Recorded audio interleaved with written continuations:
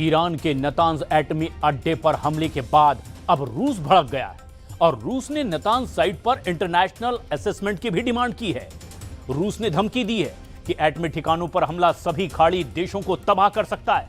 तो इधर ईरान के राष्ट्रपति ने मुस्लिम देशों को एक साथ लाने का एक बड़ा दांव चल दिया है। ईरान ने खुलासा किया कि उसने तुर्की और ओमान पर हमला नहीं किया। ऐसे में सवाल खड़ा यह हो रहा है कि इन देशों पर मिसाइलें आखिर दागी किसने?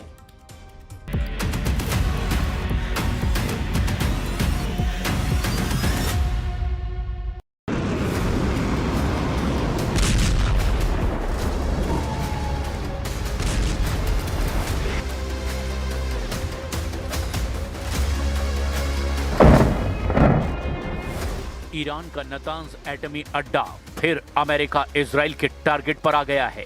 ईरान की तस्नीम न्यूज एजेंसी की रिपोर्ट के मुताबिक परमाणु अड्डे पर बमबारी से भारी नुकसान पहुंचा है।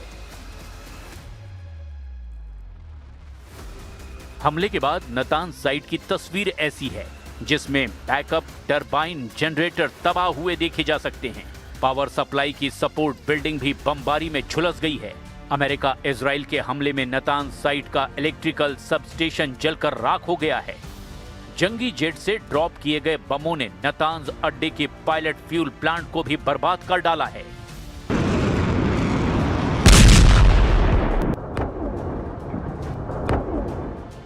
गनीमत सिर्फ इतनी है कि बम धमाकों से न्यूक्लियर साइट पर रेडियो एक्टिव लीक नहीं हुआ, वरना नरसंहार तय था। एटमी अड्डे पर हुए हमलों के बाद बौखलाए ईरान ने अंधाधुंध मिसाइलों की बौछार शुरू कर दी। ईरान की मिसाइलें यरूशलेम के वेस्टर्न वॉल और डोम ऑफ द रॉक कंपाउंड के करीब फटने लगी हैं।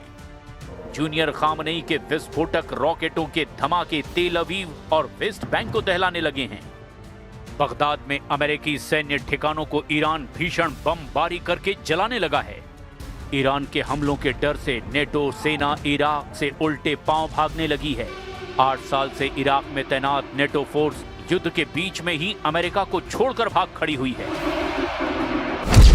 नेटो फोर्स के टॉप कमांडर जनरल एलेक्सिस ग्रीनकविच ने जानकारी दी कि इराक से नेटो के मिशन से जुड़े सैकड़ों कर्मचारियों को यूरोपीय देशों में भेजा गया है। उत्तरी इराक में ब्रिटेन, फ्रांस और इटली के सैन्य ठिकानों पर सिलसिलेवार हमलों के बाद ये कदम उठाया गया। इराक से वापस लौटे नेटो कर्मचारी अब इटली के नेपल्स में नेटो के मुख्यालय में एक्टिव होंगे। नेटो फोर्स के इन्हीं फैसलों पर ट्रंप भड़के हुए हैं। उन्होंने युद्ध में साथ ना दे रहे नेटो सदस्यों को कायर तक कह दिया है। हालांकि इसके बाद भी किसी नेटो देश ने युद्ध का रिस्क लेना सही नहीं समझा, जिसके बाद ट्रंप ने फिर से हॉर्मुज में नेटो से मदद मांगी है। हॉर्मुज में अमेरिका की मुश्किलें बढ़ने के बाद ब्रिटेन ने बड़ा कदम उठाया है। प्रधानमंत्री कीर स्टारमर ने अमेरिकी सेनाओं को ब्रिटेन के सैन्य अड्डों से ईरान पर हमले का लाइसेंस दे दिया है। अमेरिका अब RAF फेयरफोर्ट और हिंद महासागर के डियोगो गार्सिया बेस का इस्तेमाल हॉर्मुज स्ट्रेट में डिफेंस के लिए कर पाएगा। युद्ध का एपिसेंटर अब स्ट्रेट ऑफ हॉर्मुज बन गया है, जहां ईरान सब पर भारी पड़ रहा है। लेकिन ट्रंप हॉर्मुज स्ट्रेट पर कंट्रोल का मिशन शुरू कर चुके हैं। अमेरिका ने अपने सबसे विध्वंसक हथियारों को वॉर जोन में भेजना शुरू कर दिया है।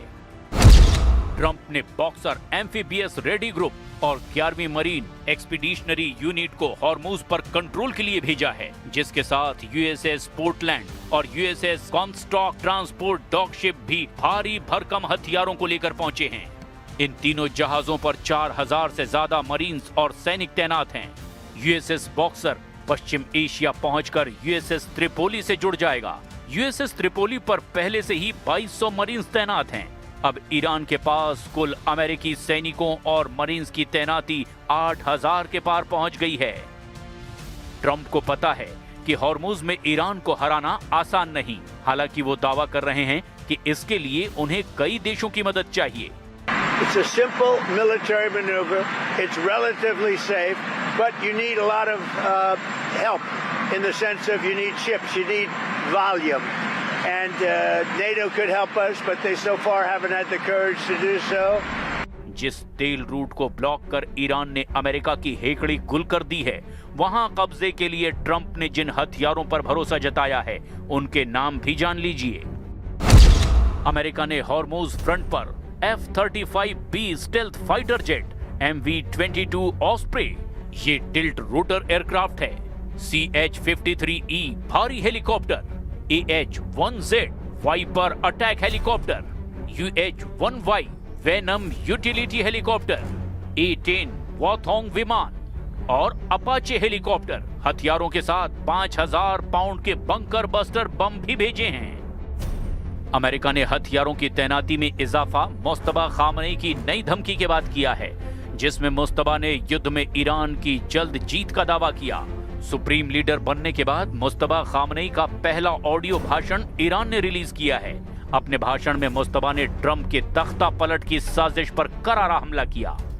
جنگ دوم کودتای دیماه بود که آمریکا و نظام صهیونی به تصور اینکه مردم ایران در اثر مشکلات اقتصادی تحمیل شده نظر دشمن را عملی می‌نمایند، با استفاده از مزدوران خود فجایع بیشماری را رقم زدند.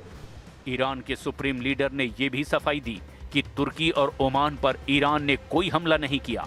दोनों देशों पर हुए हमलों को मुस्तफा खामनेई ने दुश्मनों की फूट डालने की साजिश कहा है।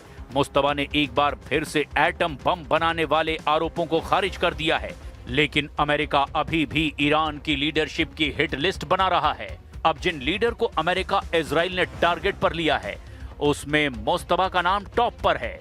अमेरिका ने ईरान के 6 टॉप लीडर के सिर पर $1 करोड़ का इनाम रख दिया है। इसमें से 2 टॉप लीडर अली लारिजानी और इस्माइल खतीम का खात्मा हो चुका है, जिसके बाद मुस्तफा का नंबर बताया जा रहा है। लेकिन ईरान एक नए दांव से अमेरिका को झटका देने की तैयारी कर रहा है। ईरान के राष्ट्रपति मसूद पजेश्कियन ने इस्लामिक देशों को एक स्टेज पर लाने का प्लान बनाया है। पजेश्कियन ने इस्लामिक असेंबली का आइडिया दिया है, जिसके बनने के बाद सभी मुस्लिम देश युद्ध में एकजुट होकर दुश्मन से मुकाबला करेंगे। بشوریم از بین ببریم و با وحدت و انسجام برای سربلندی ایران تلاش کنیم. عزیزان همسایه ما که در دور ایران حلقه زدید. इधर ट्रंप आर्मी की कोशिश है जल्द से जल्द जंग को खत्म करने की। अमेरिका इजराइल ने पहले ही फेज के हमलों में ईरान के एयर डिफेंस, उसके कमांड और कंट्रोल को खत्म कर दिया। पहले राउंड में ईरान के मिसाइल और ड्रोन लॉन्च इंफ्रास्ट्रक्चर को कमजोर कर दिया गया।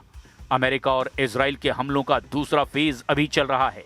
ये ईरान के डिफेंस इंडस्ट्रियल बेस को टारगेट कर रहा है। इसमें missile production facility, dual use research centre और अंडरग्राउंड कॉम्प्लेक्स टारगेट किए जा रहे हैं। ईरान की असल ताकत कही जाने वाली मिसाइलें, परमाणु ढांचा, हवाई सुरक्षा, नौसेना और प्रॉक्सी कमांड नेटवर्क की कमर तोड़ दी गई है। सुपर पावर का कैलकुलेशन बता रहा है कि ईरान का मनोबल टूट रहा है, लेकिन ईरान के जाबाजों का जुनून कायम है। ईरान के सुप्रीम लीडर मुस्तफा खामनेई युद्ध से पीछे हटने को तैयार नहीं। डियोगो गार्सिया पर गरजती ईरान की मिसाइलें बता रही है कि युद्ध का विस्फोटक राउंड तो अब शुरू हुआ है। ट्रंप ने सीज फायर को ठुकरा कर ये जता दिया कि वो ईरान से इस्लामी सरकार उखाड़ कर रुकेंगे। इस मौके का फायदा इजराइल लेबनान में हिजबुल्लाह के टोटल सफाई के लिए उठा रहा है। बेरूत में इजराइल के भीषण हमले रुकने का नाम नहीं ले रहे हैं। लेबनान में जगह जगह पर, चाहे बेरूत हो, दहाया हो, सैदोन हो, नबाती हो, बीका वैली हो या बाकी एरियाज, वहां पे लगातार टारगेट किया जा रहा है। मैं दिखाने की कोशिश करूंगा कि उस पार क्या हुआ है, क्योंकि न्यूज़ 18 इंडिया की टीम है उस जगह पर जहां से पूरा लेबनान दिखता है। ये आखिरी लाइन है इसराइल के साइड से लेबनान इसराइल बॉर्डर की। तो आप देखिए कि उस पार के हालात क्या हैं। बेरूत में धमाके, तेल अवीव में धमाके, बहरीन में अमेरिका के अड्डों पर धमाके, यूएई और कुवैत में धमाके। ये बारूदी शोर कब थमेगा कोई नहीं जानता, लेकिन ज्यादा देर हुई तो दुनिया इसकी भारी कीमत चुकाएगी।